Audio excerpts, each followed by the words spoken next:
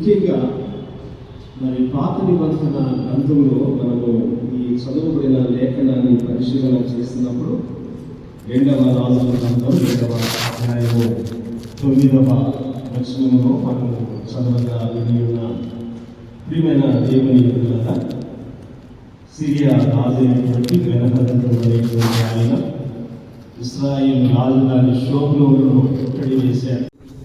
పరిస్థితులు ఎంత భయానకంగా తయారైనవి అంటే మనుషులు వాళ్ళని చంపుకొని వండుకొని తినేటువంటి పరిస్థితుల్లోనికి వారు వచ్చేసారు.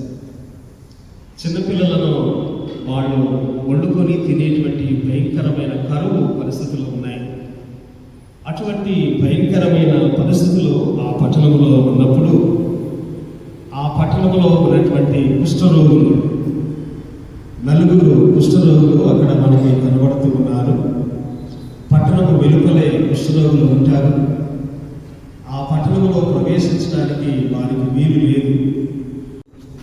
పరిస్థితులు ఎంత భయానకంగా తయారైనవి అంటే మనుషులు వాళ్ళని చంపుకొని వండుకొని తినేటువంటి పరిస్థితుల్లోనికి వారు వచ్చేసారు.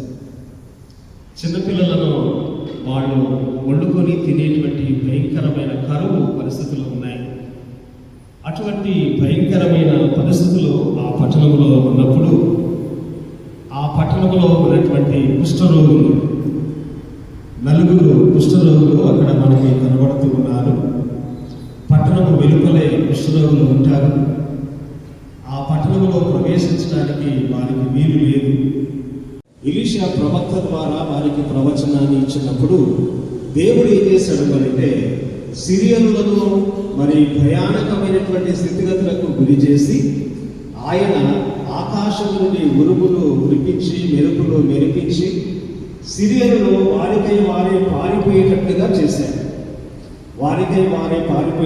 చేశారు. సిరియనులు తీసుకొని వచ్చిన